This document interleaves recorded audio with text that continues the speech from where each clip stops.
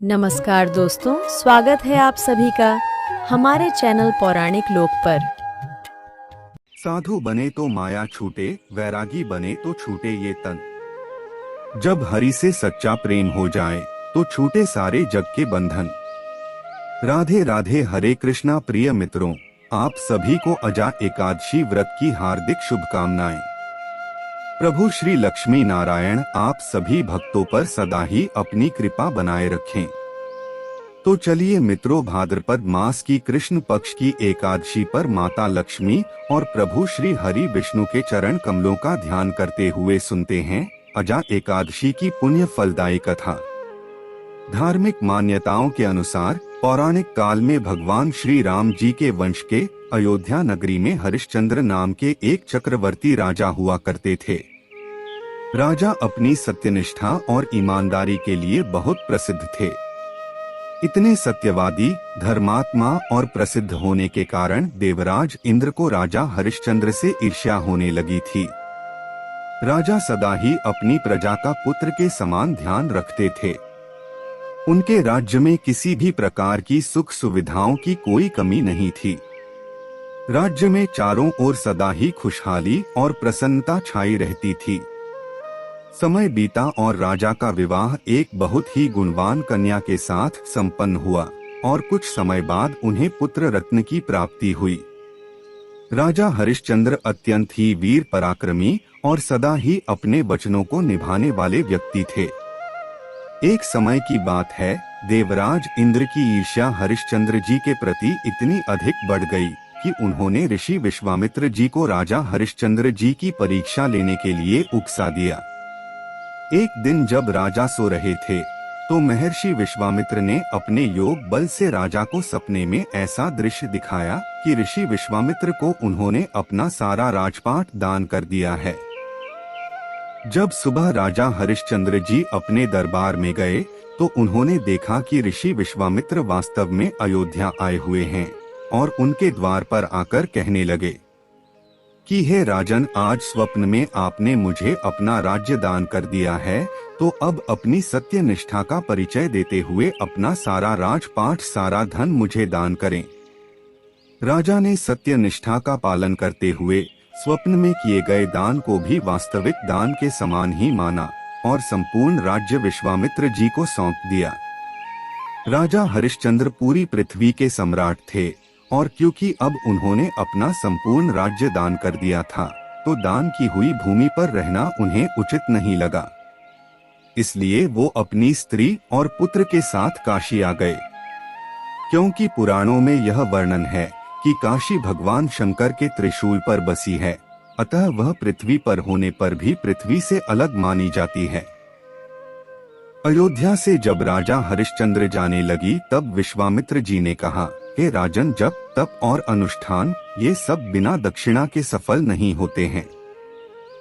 तुमने इतना बड़ा राजपाट मुझ दान दे दिया है तो इसकी दक्षिणा में 1000 सोने की मोहरें और दे दो।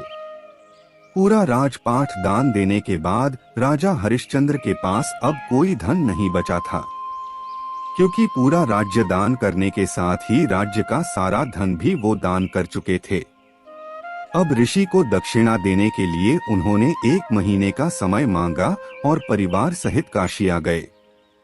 काशी में उन्होंने अपनी पत्नी रानी शैव्या को एक ब्राह्मण की यहाँ भेज दिया, लेकिन उनका बेटा एक छोटा बालक था और प्रार्थना करने पर ब्राह्मण ने उसे उसकी माता के साथ रहने की आज्ञा दे दी थी। दान के लिए दक्षिणा चुकाने हेतु अब राजा के पास कुछ भी नहीं बचा, तो राजा हरिश्चंद्र को पूर्व जन्म के कर्म फल के कारण खुद को बेचना पड़ा और इस प्रकार से राजा हरिश्चंद्र को एक डोम ने खरीद लिया जो श्मशान भूमि में लोगों के दाह संस्कार का काम करवाता था। और इस प्रकार राजा ने ऋषि विश्वामित्र को 1000 मोहर दक्षिणा में दे दी। महारानी शैव्या भी अब ब्राह्मण के घर में दासी का काम करने लगी थी। राजा एक चांडाल के दास बन गए और उसके यहाँ कफन लेने का काम करने लगे। राजा चांडाल के दास बनकर सत्य को धारण करते हुए मृतकों का वस्त्र ग्रहण करते रहे, मगर किसी प्रकार से वो सत्य से कभी विचलित नहीं हुए। जब इसी प्रकार राजा को कई वर्ष बीत गए तो उन्हें अपने इस नीच कर्म पर बड़ा दुख हुआ और वह इससे मुक्त होने का उपाय खोजने लगे। कई बार राजा चिंता के समुद्र में डूबकर अपने मन में विचार करने लगते कि मैं कहाँ जाऊं, क्या करूं, जिससे मेरा उद्धार हो, किस प्रकार से मैं इस नीच कर्म से मुक्ति पाऊं। एक बार की बात है, वह इसी चिंता में बैठे थे कि गौतम ऋषि उनके पास पहुँचे। हरिश्चंद्र ने उन्हें प्रणाम किया और अपनी दुख भरी कथा सुनाने लगे।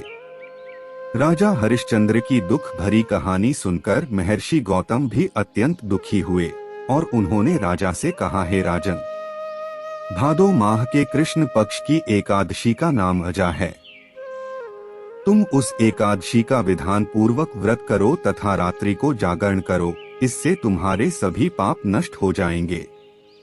हे राजन, तुम्हारे प्रबल भाग्य से आज से 7 दिन बाद ही भाद्रपद कृष्ण पक्ष की अजा एकादशी आने वाली है। ऋषि गौतम ने कहा कि इस व्रत के पुण्य प्रभाव से तुम्हारे समस्त पाप नष्ट हो जाएंगे, तुम्हें तुम्हारी स्त्री और तुम्हारा पुत्र दोनों ही वापस मिल जाएंगे और साथ ही तुम्हारा खोया हुआ राजपाठ भी तुम्हें प्राप्त हो जाएगा। इस प्रकार राजा से सब विधान कहकर गौतम ऋषि उसी समय वहां अंतर्ध्यान हो गए। जब 7 दिन के बाद अजा एकादशी का व्रत आया तो राजा हरिश्चंद्र ने महर्षि के कहे अनुसार विधान पूर्वक उपवास तथा रात्रि में जागरण किया और अगले दिन यानी कि द्वादशी को व्रत का पारण किया।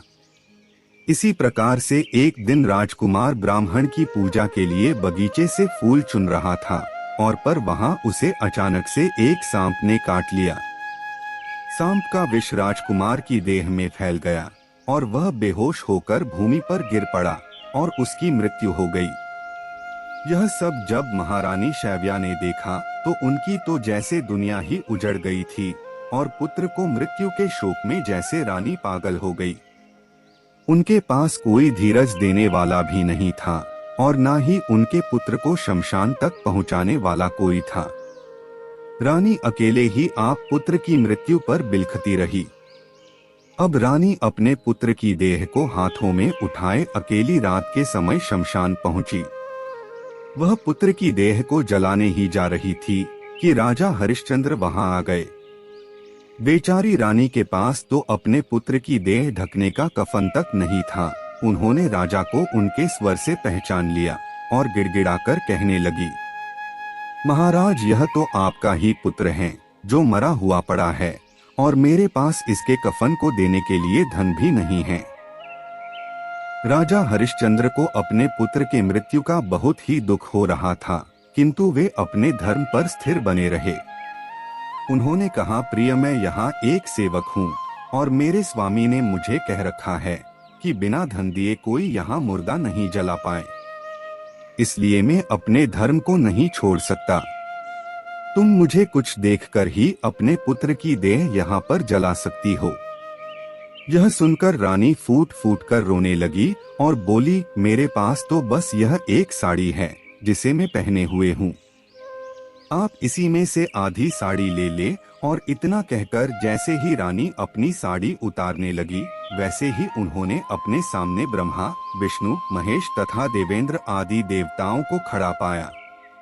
महर्षि विश्वामित्र ने बताया कि आपका राजकुमार मरा नहीं है। यह सब तो ऋषि ने योग माया से दिखाया था।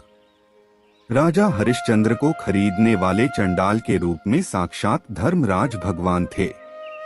उन्होंने कहा, अजा एकादशी के व्रत के प्रभाव से तुम्हारे सभी पाप नष्ट हो गए हैं। उस समय स्वर्ग में नगाड़े बजने लगे तथा पुष्पों की वर्षा होने लगी। उन्होंने अपने पुत्र तथा अपनी पत्नी को राजसी वस्त्र तथा आभूषणों से परिपूर्ण देखा। व्रत के प्रभाव से राजा को पुनः अपने राज्य की प्राप्ति हुई। वास्तव में ऋषि ने राजा की परीक्षा लेने के लिए यह सब कौतुक किया था, परंतु अजा एकादशी के व्रत के प्रभाव से ऋषि द्वारा रची गई सारी माया समाप्त हो गई। विश्वामित्र ने राजकुमार को अयोध्या का राजा बना दिया और अंत समय में हरिश्चंद्र अपनी पत्नी सहित स्वर्ग लोक को गए। हे राजन, यह सब अजा एकादशी के व्रत का प्रभाव था। जो मनुष्य इस उपवास को विधान पूर्वक करते हैं उनके सभी पाप नष्ट हो जाते हैं और अंत में वे स्वर्ग को प्राप्त करते हैं। यह थी आज एकादशी की व्रत कथा। बोलिए मित्रों, श्रीमन नारायण नारायण हरि हरि, श्रीमन नारायण नारायण हरि हरि। अब चलिए मित्रों सुनते हैं अजा एकादशी पर एकादशी माता की कथा। एकादशी माता की जय, ग्यारस माता की जय। जय जय श्री प्रभु लक्ष्मी नारायण। मान्यता है कि एकादशी व्रत के दिन एकादशी माता की कथा सुनने से मनुष्य को जन्म जन्मांतर के दुख और कष्टों से मुक्ति मिलती है। तो चलिए मित्रों, प्रभु श्री लक्ष्मी नारायण जी के चरण कमलों का ध्यान करते हुए एकादशी व्रत पर सुनते हैं एकादशी माता या ग्यारस माता की बहुत ही सुंदर कथा। गालव मुनि का भद्रशील नामक एक पुत्र था। भद्रशील ने बाल्यावस्था से ही एकादशी माता का व्रत और पूजा अर्चना आरंभ कर दिया था। वो सच्ची श्रद्धा और निष्ठा भाव से पूरे दिन एकदशी का व्रत करता और कथा सुनता। शाम के समय ब्राह्मणों को भोजन करवाया करता तथा पूरी रात्रि श्रीमन नारायण नारायण हरि हरि का जाप करता। अगले दिन यानी कि द्वादशी को एकादशी व्रत का पारण करके ही भोजन ग्रहण किया करता था। गालव मुनि ने अपने पुत्र को इतना कठिन पूजा पाठ करने से कभी नहीं रोका, लेकिन एक दिन बाल्यावस्था में ही पूरे दिन उपवास करने के कारण उनका स्वास्थ्य बिगड़ने लगा और वो बेहोश होकर भूमि पर गिर पड़े। गालव मुनि को इस बात का पता चला तो वो तुरंत ही अपने पुत्र से मिलने पहुँचे। अपने पुत्र की ऐसा दशा देखकर मुनि को बहुत ही पीड़ा और दुख हो रहा था।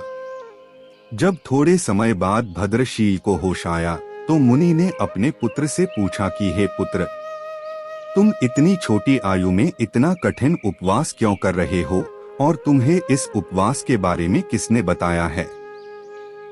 भद्रशील ने कहा कि मैं कई जन्मों से इसी प्रकार एकादशी का पुण्य फलदायी उपवास करता आ रहा हूँ। पिताजी आमतौर पर किसी को भी अपना पिछला जन्म याद नहीं रहता है। जब तक बालक माँ के गर्भ में होते हैं तब तक उन्हें उनके पिछले जन्मों की सभी बातें और कर्म याद रहते हैं, लेकिन बालक का जन्म होने से ठीक पहले ही यह स्मृति मिट जाती है। परंतु भद्रशील को अपने पिछले जन्म की याद उस वर्तमान काल में भी थी और इसका कारण था यह एकादशी व्रत की शक्ति जिसका भद्रशील पालन किया करते थे। उन्होंने अपने पिता से कहा कि वे कई जन्म पूर्व में धर्मकीर्ति नामक राजा थे। धर्मकीर्ति के रूप में मैं बहुत ही क्रूर राजा हुआ करता था।